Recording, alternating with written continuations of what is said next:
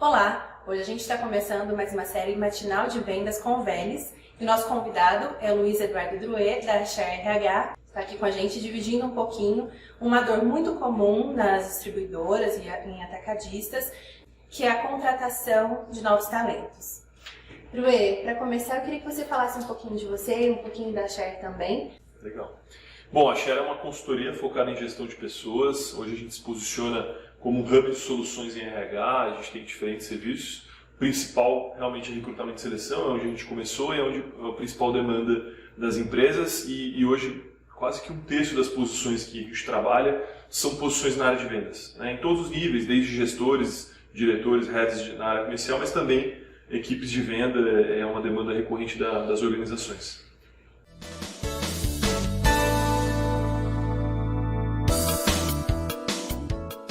Felizmente, nos últimos anos, a gente tem visto uma requalificação da área de vendas. Então, aquela ideia de um vendedor super-homem, que é bom em tudo, que ganha as coisas na malandragem, que tem a lábia de enganar as pessoas, essas coisas que a gente sabe que não tem mais espaço para hoje em dia. Hoje tem mudado muito para um processo cada vez mais estruturado, com metodologia. Hoje se fala muito em ciência de vendas, que eu gosto muito porque você tem um olhar de análise, de estratégia. E eu acho super bacana o que só valoriza o papel do vendedor nessa história toda. A gente vai falar um pouquinho para os gerentes comerciais quais algumas dicas e as melhores maneiras de recrutar novos talentos, novos vendedores e manter esses talentos. E aí a primeira pergunta que eu queria fazer para você é, eu vou colocar 3 para você deixar como dica, quais são as 3 maiores dores que você enxerga mais comuns, né, na hora da contratação? Bom, quando a gente pensa nas 3 principais dores, né, e quando as empresas trazem demandas para a gente, ou é mesmo a gente está dentro de um cliente e vê ele esse desafio de contratar uma boa equipe de vendas, talvez a principal dor, a primeira dor é realmente entender o perfil do vendedor que faz sentido para o negócio dele. Uhum. Né? Então, os negócios eles são muito diferentes entre si, mesmo no mercado de distribuição, dependendo da área do que você está distribuindo, do mercado onde você atua. O perfil do vendedor ele vai ser diferente. Então não tem um vendedor que vai dar certo em qualquer lugar. Você tem que primeiro descobrir esse vendedor. Depois, o grande desafio, a grande dor é o timing, né? Geralmente as operações, a equipe de vendas tem um papel fundamental na construção dos resultados. E por mais que você queira planejar o seu pipeline de contratação, em geral você vai ter surpresas, né, no meio do caminho, alguém que vai te deixar na mão ou uma demanda inesperada por contratações que não estavam planejadas. E aí o grande risco é você realmente, na busca, na ansiedade de resolver logo aquele problema, você contratar de qualquer forma, né? Então depois a gente vai falar um pouco das dicas. Uhum. Sem dúvida passa por você ter um programa estruturado que invista o tempo necessário para poder fazer uma contratação. E a terceira dor que eu vejo é quando a empresa ela tem dúvida em relação a se ela contrata um profissional mais sênior ou mais júnior, né? Então, um profissional mais sênior, em geral, ele vai ter uma expectativa de remuneração mais elevada, ele tem um histórico de resultados que pode trazer mais segurança para essa contratação, mas nem sempre ele vai representar melhores resultados. Então, ao passo que o profissional júnior, ele em geral tem menos experiência, portanto, vai demandar da empresa um acompanhamento maior, um investimento em desenvolvimento, mas ainda que ele exija esse acompanhamento, eventualmente ele pode gerar bons resultados também. Então saber dosar a senioridade da equipe de vendas é importante, porque a gente sabe, né, você tem diferentes caminhos na área comercial e tudo que você não quer é ter alguém hiperqualificado performando abaixo da sua necessidade, ou seja, uma Sim. pessoa que já não tem mais aquela sede ou eventualmente já não tem mais aquele entusiasmo, aquela energia que precisa para determinados focos e atividades comerciais.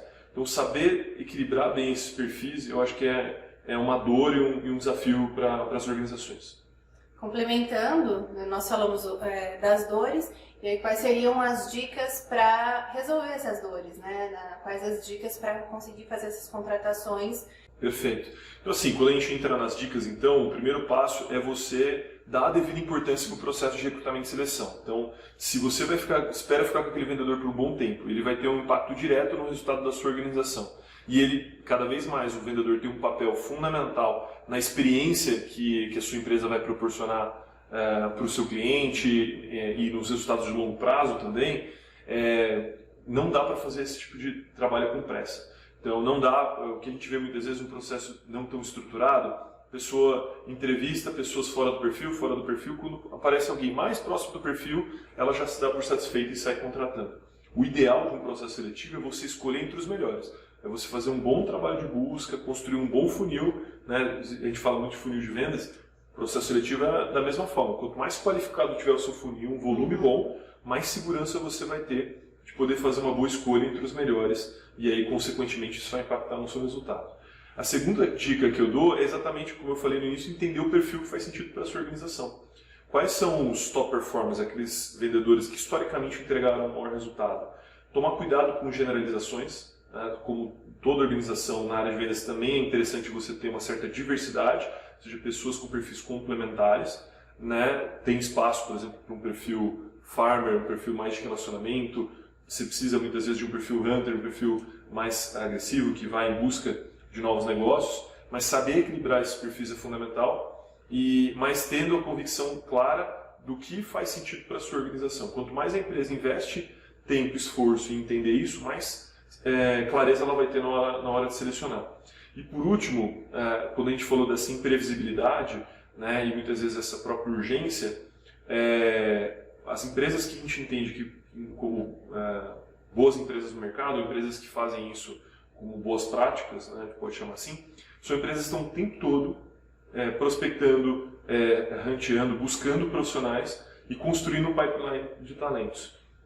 É óbvio que nem sempre casa esse timing, mas na medida que você tem isso bem mapeado, na medida que você tem uma demanda, você consegue responder mais rápido e não demorar, às vezes, muito tempo, um mês e meio, 2 meses, para preencher uma posição que a gente sabe que isso é inviável muitas vezes. Então, para você não fazer uma seleção improvisada, mas também para você não comprometer o resultado daquele quarto, daquele período, por conta de um processo seletivo muito longo, o ideal é você fazer um trabalho contínuo, né? Um bom gerente de vendas, um bom RH de uma empresa, está sempre buscando proativamente esses profissionais, mantendo um pipeline de talentos para poder atender essas demandas com mais velocidade. O segmento de vendas externas, atacadistas, distribuidores, é muito conhecido pelo turnover, a rotatividade de vendedores nas empresas, né? Então é difícil manter esses talentos. Quais dicas você daria para reter talentos que você investiu, capacitou e acredita no potencial desse vendedor? Como manter ele dentro da sua distribuidora?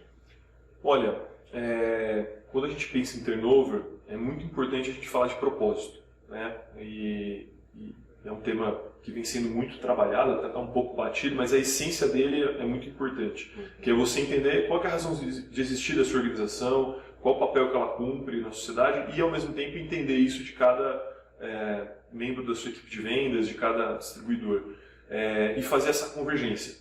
Quando você olha uma grande rotatividade, um grande turnover, e você vai olhar também as pessoas que ficam mais tempo, completam ciclos mais longos, em geral você percebe uma diferença aí.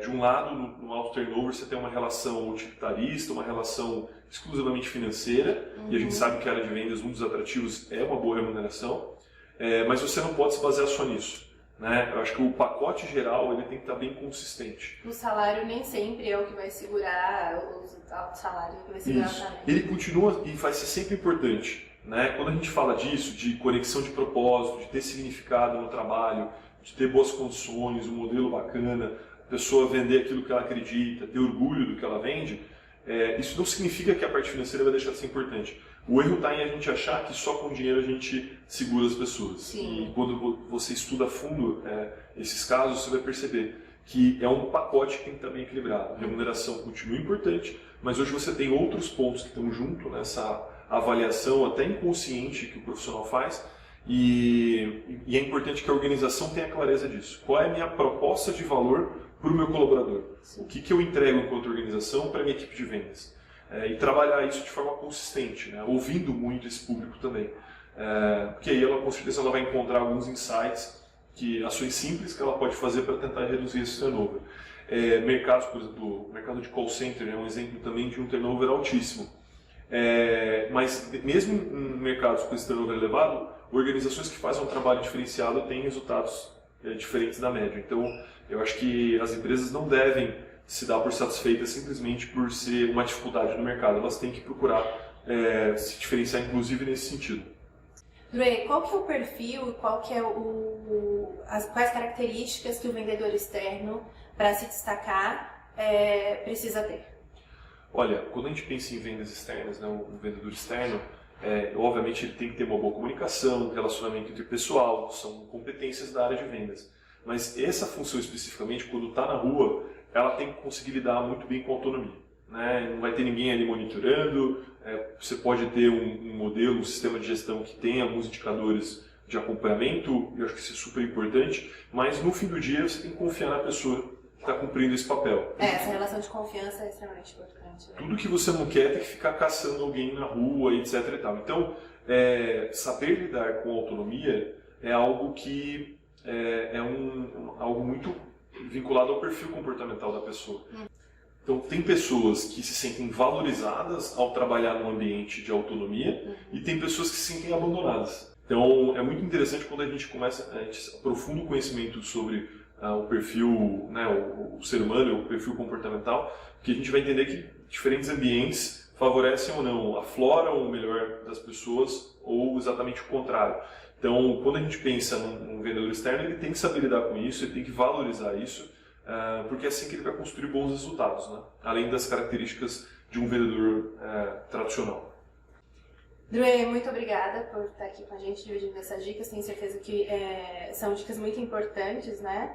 E na próxima edição a gente vai falar sobre metas, como você consegue definir melhor as metas para os seus vendedores. Muito obrigada. E se você precisar de ajuda, uma consultoria para as contratações, você pode procurar a RH. A gente vai deixar aqui o endereço também. Legal. Muito obrigado. Obrigado pelo convite.